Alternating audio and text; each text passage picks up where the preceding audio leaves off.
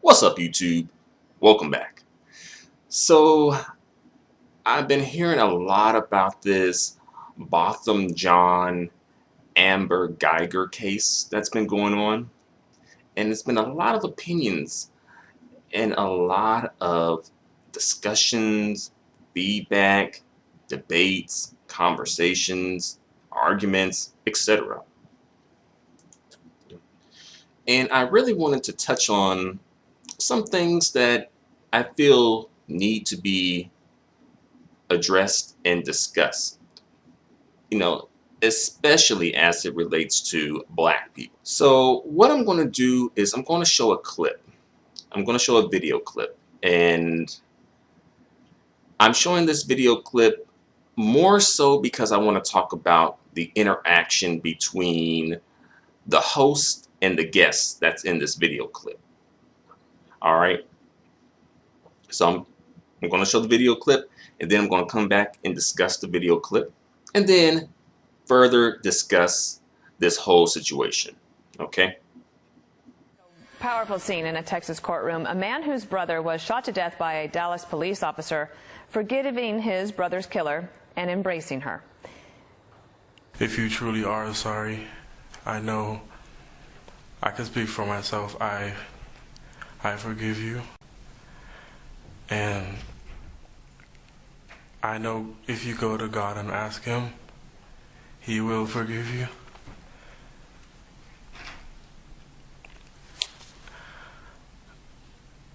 And I don't think anyone could say it. Again, I'm speaking for myself, not even bad for my family. But I love you just like anyone else. And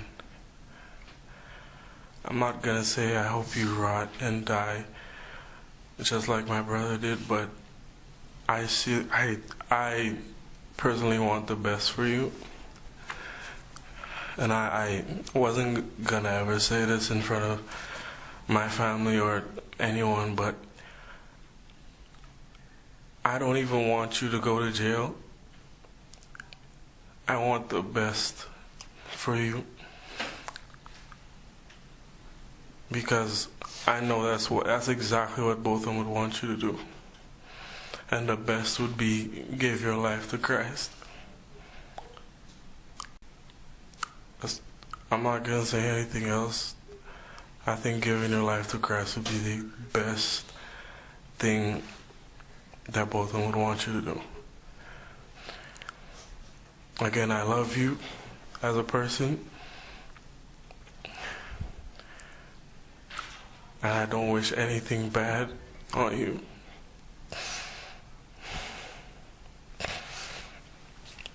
I don't know if this is possible, but can I give her a hug, please? Please? Yes.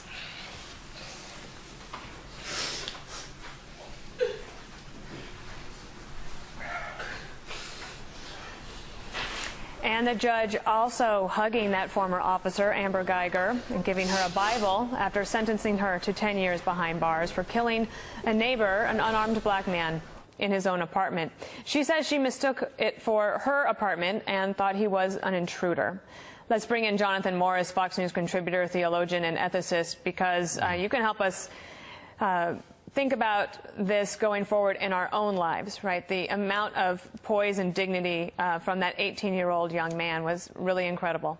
Yeah, and the poise and dignity came forth from a heart that had already given up a just cause that he had against this police officer. Let me just say that again, a just cause.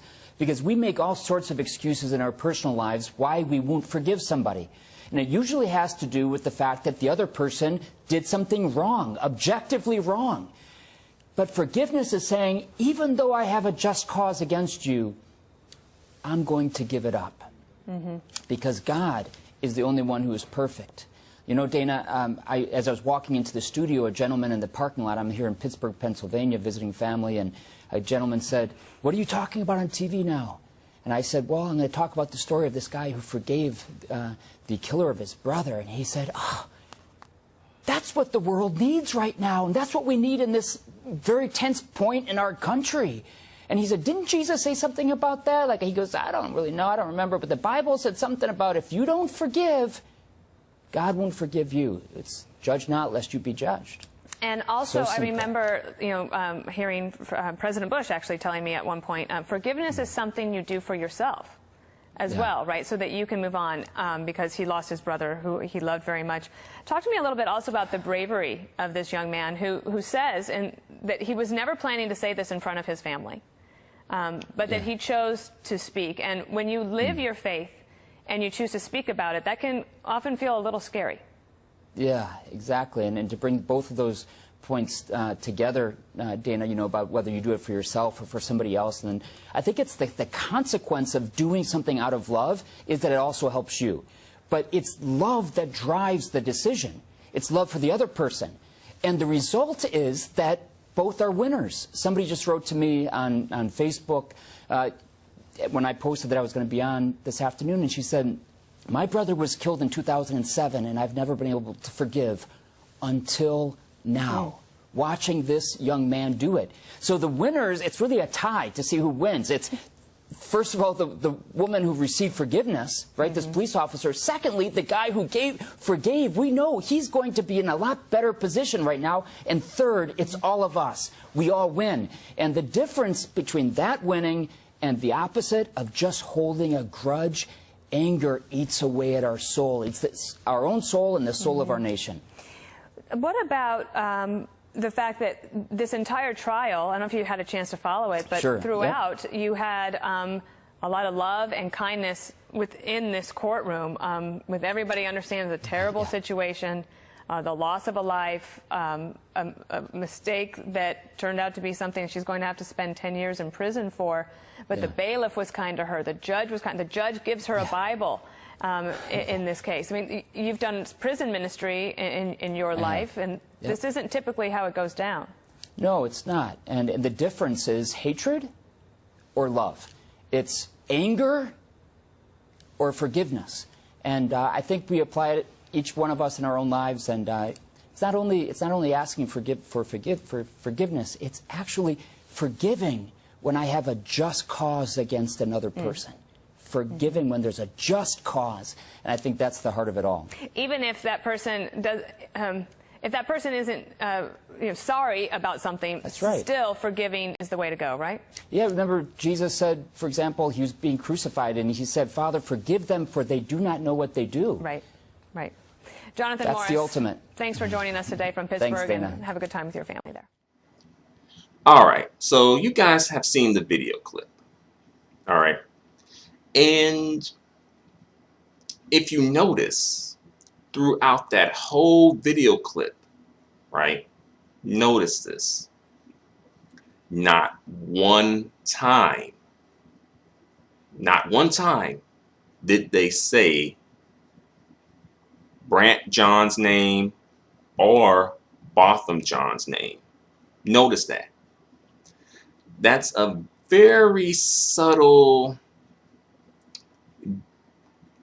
dehumanization, if you really think about it. Like, and also because this clip revolves around Brant John, because it's about him and him forgiving, and this being such a big deal and such a act of grace and kindness, and it's being pushed throughout the media, and I think it's gone viral. And like a YouTuber said, and I agree with her, nothing goes viral coincidentally. Everything that goes viral for a reason. Think about it. But back to the name situation for a second. So you notice they never said his name. They never said the brother's name, Brant John, or the victim's name, Botham John. They never said their names. And think about it. Even in your day-to-day life, right? If someone doesn't remember your name, don't you kind of take that as a bit of a slight, And considering that, well, Botham John is the victim of all this, And Brant John is in the center of this situation at the moment for his act of grace and forgiveness and all that.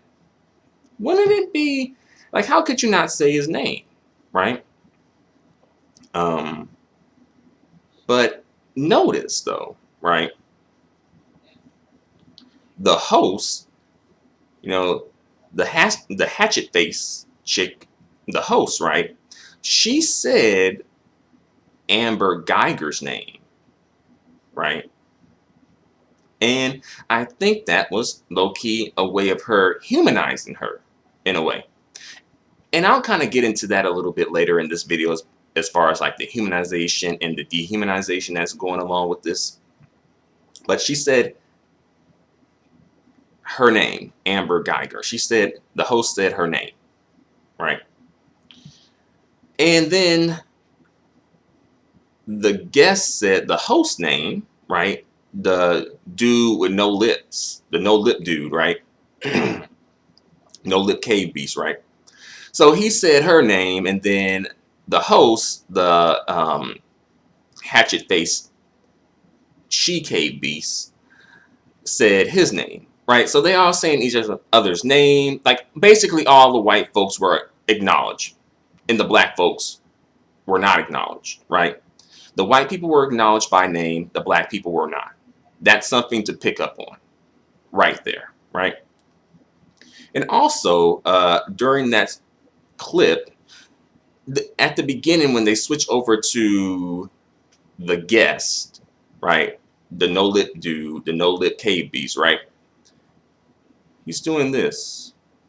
Contributor, theologian, and ethicist, because you can help us think about this going forward in our own lives, right? The amount of poise and dignity from that 18-year-old young man was really incredible. And that's low-key kind of like body language 101, right? When you do this, you're saying no, right? Like, right? And he's saying that right as in they're about to get into this conversation about what Brant John did, the forgiveness, the act of forgiveness, the grace, and all that stuff. So for me, I'm already like, okay, he don't really believe what he's saying, but he's saying it because it's what is supposed to be said, and it's also conducive to the system of white supremacy and all that good stuff, right?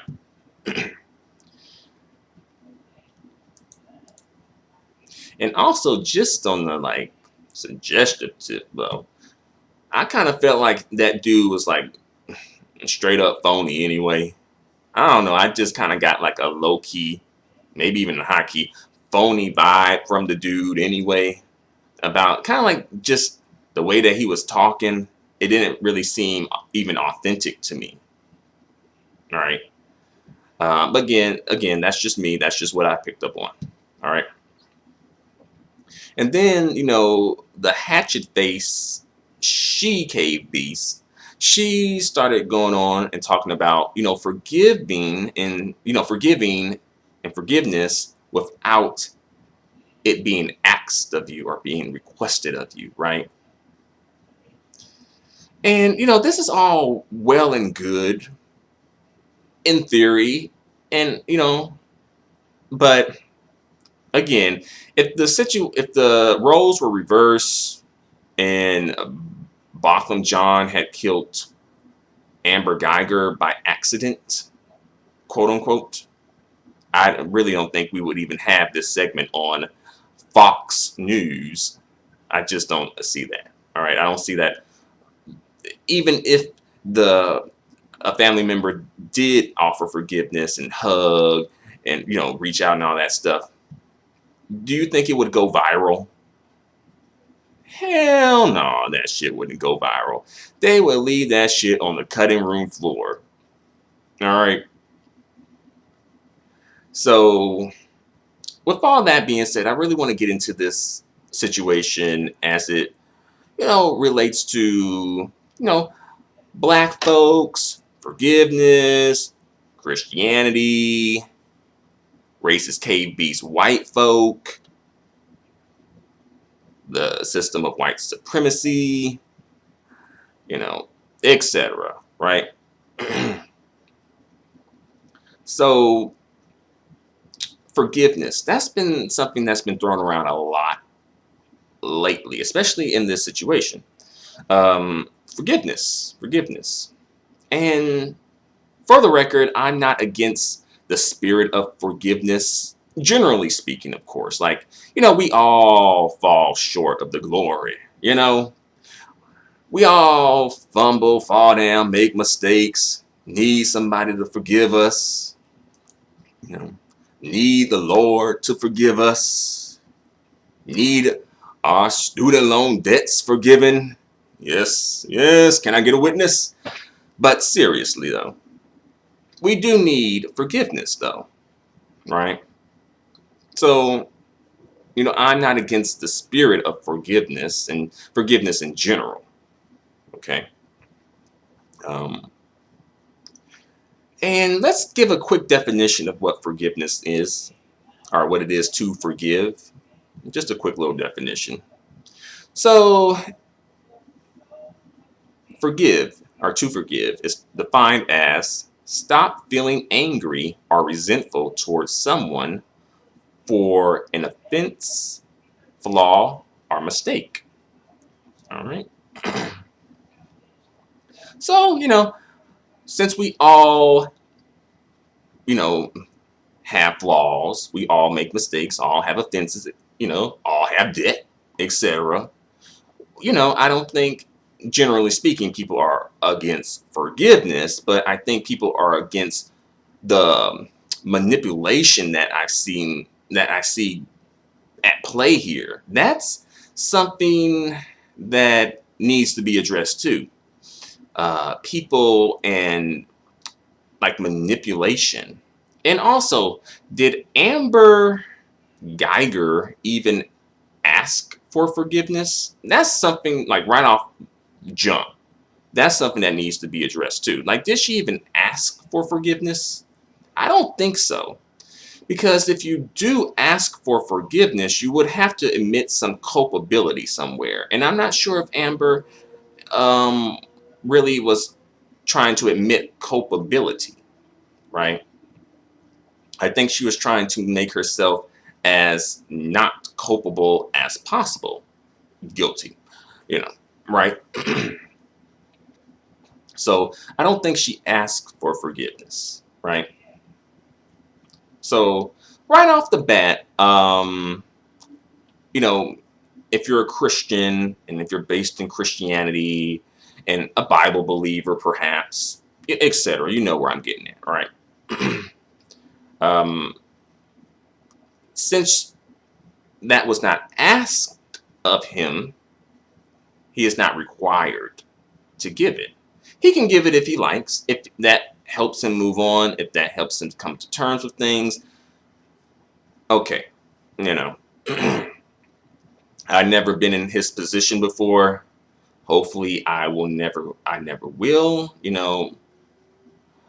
So I don't want to come down too hard on Brant John because he is also just, a kid. He's like 18 years old, right? So I kind of do want to come down on him a little bit, but I don't want to come down on him too much because he is, for me, technically still a kid. And as well, the system of white supremacy does do that, where it takes away like black children's, like, I don't know the word to put it, but it makes them adults when they're kids, like with the Trayvon Martin case, he was treated as an adult, not a kid, right? And a lot of other cases that go on like that too. So, the forgiveness aspect of all of this, and as it relates to Christianity, people, having issues with it because it seems like maybe perhaps like Amber isn't really being held accountable. I think really Here's the thing with me personally. If the brother, Brant John, if he forgives Amber, that's fine. You know, ultimately that is his choice, right? And if that helps him come to terms with things, if that helps him to move on, to go forward and move forward in his life and move beyond this situation, then ultimately more power to him. The problem that I kind of have with it is the display of it, right? The display of it isn't necessary because he really could have just said, you know, prayed to God and said, you know, I forgive her, you know, and just kept it between him and God. Maybe even he could have even wrote her a letter in prison if he wanted to, you know. But the thing is, the whole act of it, making it so public, and then the media pushing it and making it go viral, right?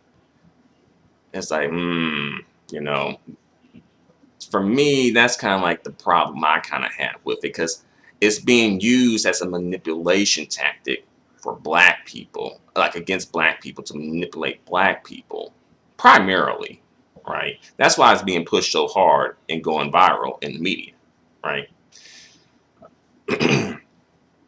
And again, forgiveness is beautiful. Forgiveness is grace. It's wonderful. You know, it's divine. Yes, yes, yes. But where is all this when it comes to black people, when black folks fuck up, right? What happens to all this forgiveness, right? When black people fuck up, when black people make mistakes. I rarely ever see this forgiveness trope or whatever we want to call it being pushed on white people. I don't see white people really going for that, right? It's kind of like more difficult enough for white people even to see black people as human beings, right? Just as we've seen in that clip, right? The low-key dehumanization that went along in that video clip that I showed, right? And another thing, this goes into sort of like staying on code, right? White people were on code. The police department was on code that Amber worked at. Even that black police officer was testifying on Amber's behalf in Amber's defense, right?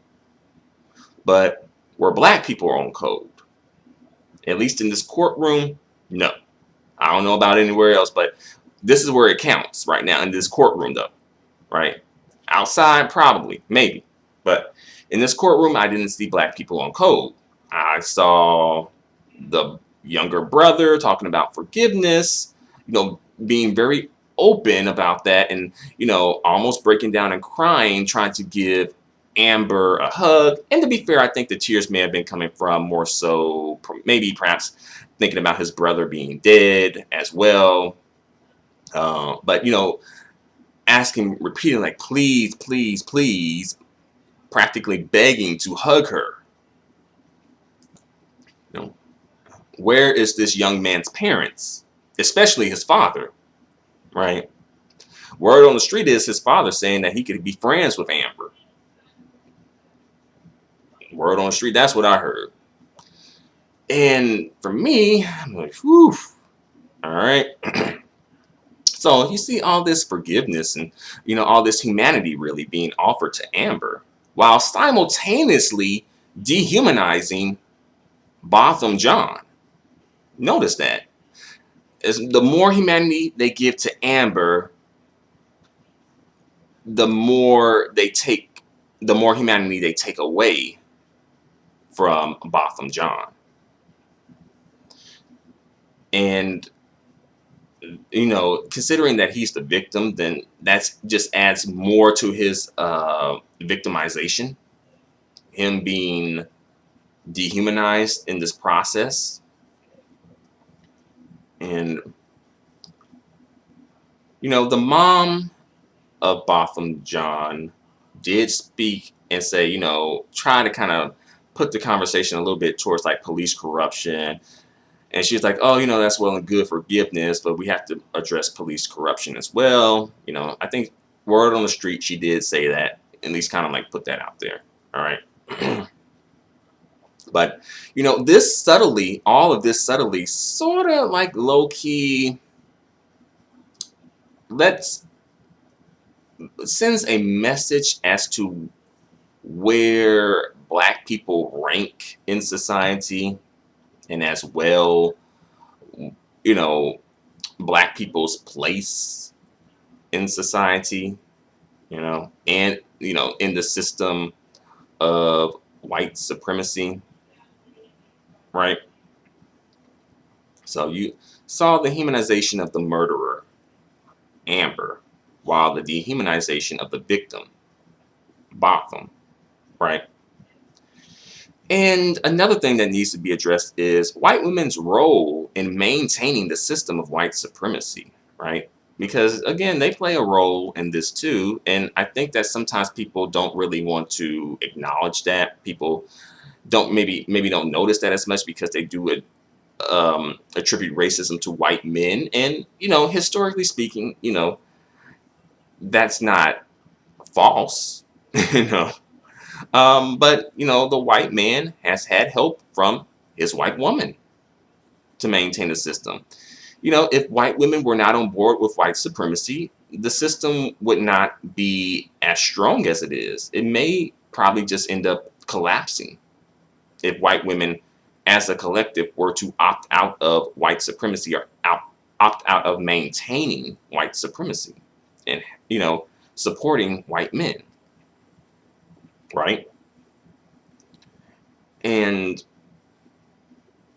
again, also I heard like white women tears being brought up, and you know, that's something to think about too. You know,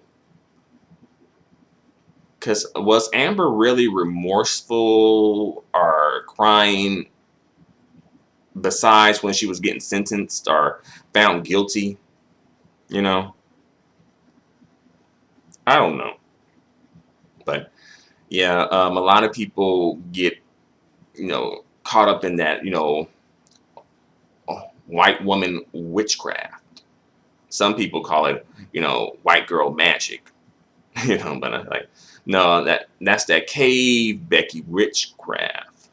All right, that cave she beast witchcraft. All right, that's some witchcraft going on here, talking about Christianity and shit. Right, we need to address this damn witchcraft that's going on here too. All right, because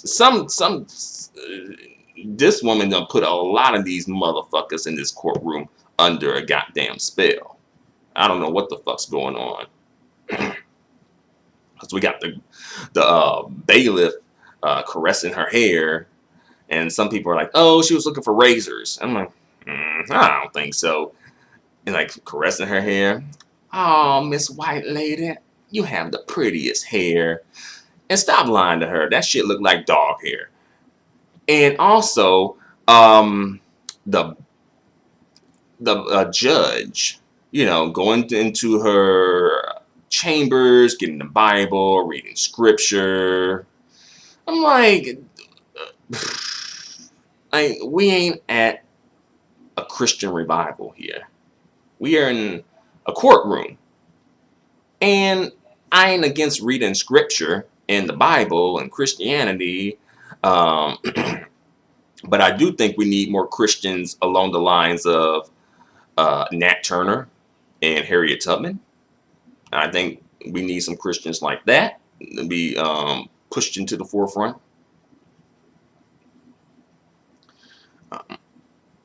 And again, this sort of ultimately reflects on like a long history of dehumanization, right?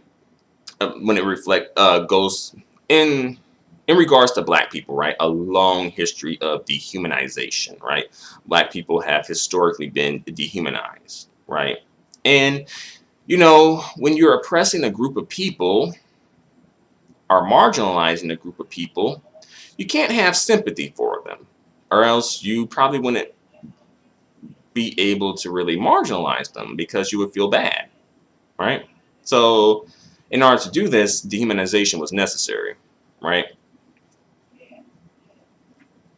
So again, unfortunately, this just continues the history of dehumanization when it comes to black people in this country. This is just another thing to add to the very long list of dehumanization that black people have experienced, right? Again, the folks don't want to have that discussion. They'll discuss forgiveness and push that all through the media, but they won't discuss dehumanization, all right? Again, we know who we're dealing with, right? All right. um, Again, do you think if roles were reversed, do you think that white people will be forgiving the black people the way that was demonstrated in this courtroom? Do you think that a black woman would be receiving this sort of a treatment at all? Right? I don't know. I don't think so. I just don't see that happening. Another thing I want to discuss is how this sort of relates to black men and black women. But first I'll say, you know, black men kind of probably need to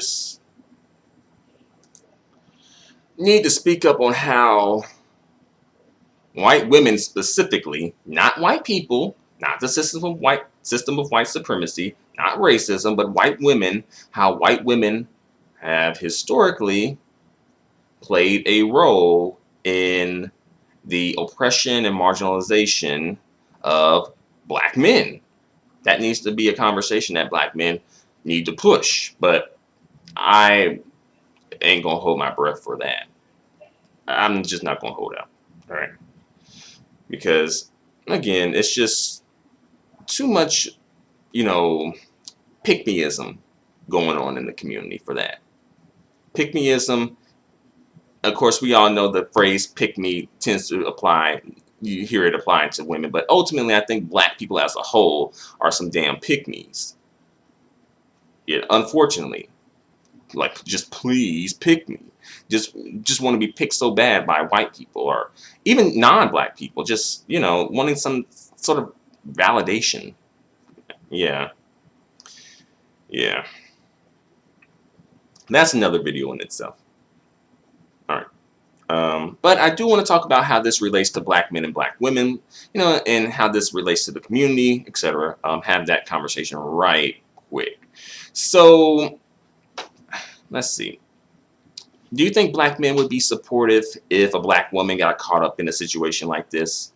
The same way that Botham John got caught up in a situation like this. Long story short, I don't think so.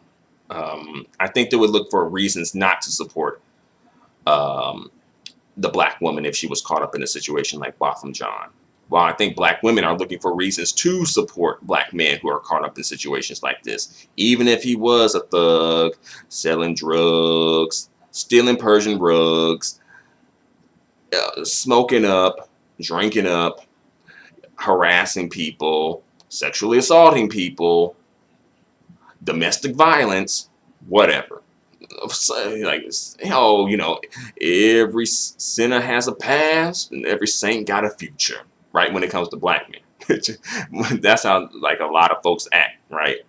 But when it comes to black women, it's more like, you know, no redemption. You cannot be redeemed. All right. Once a baby mama, always a baby mama. God damn it. Right?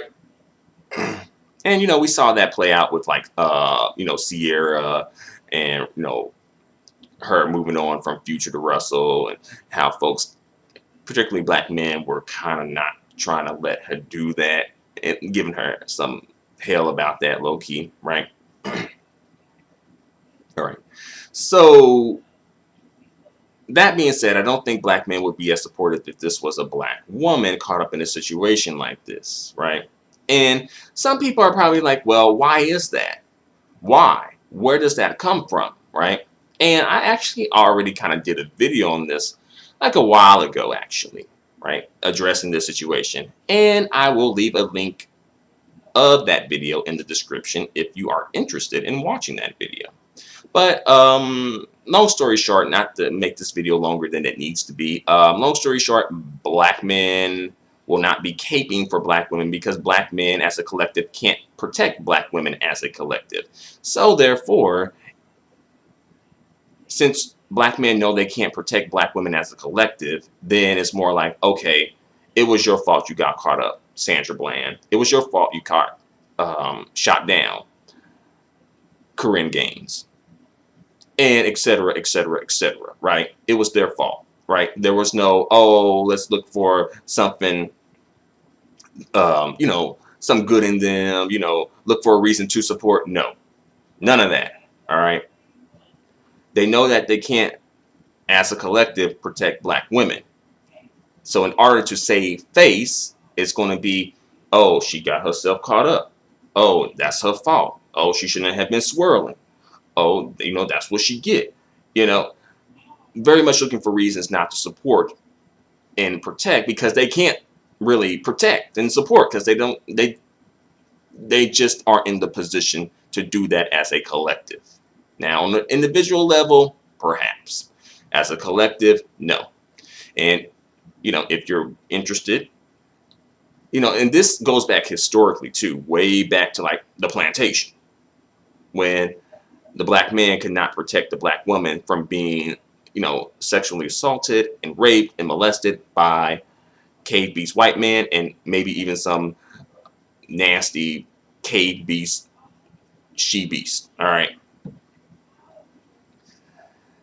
So again, I won't go into depth about that in this video, but if you're interested in that conversation, again, the link is in the description to the video where I talked about that more in depth. All right.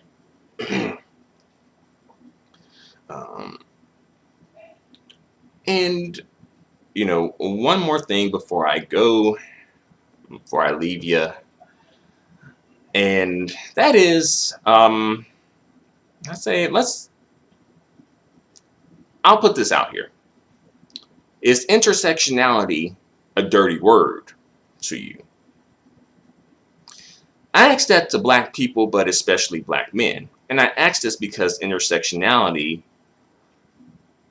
you know, ultimately we all have intersectionality, technically, you know, really. But as it relates to black women, I think it's especially strong, right? Because, you know, black women are black and they have to deal with all the, you know, all of the baggage and all of the obstacles and all of the biases and all of the discrimination and all of the oppression that comes along with being black.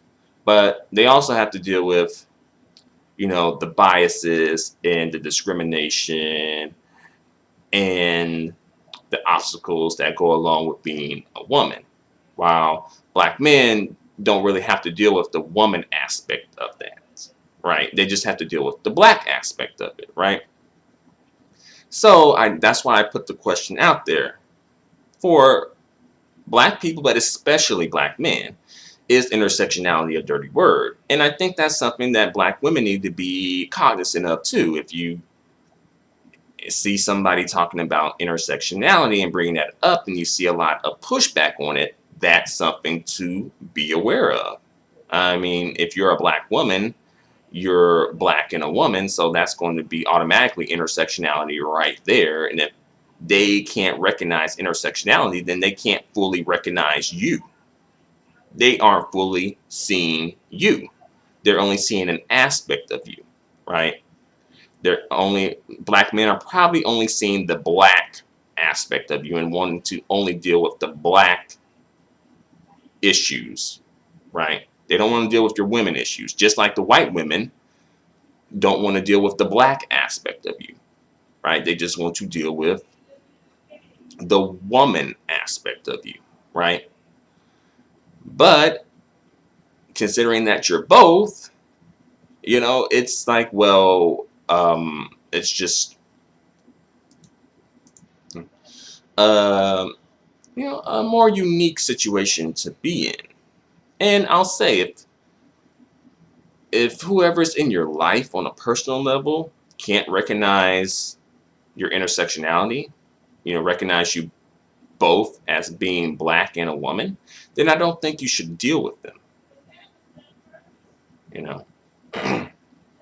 So I'm going to bring this video to a close. I'm going to end on that note.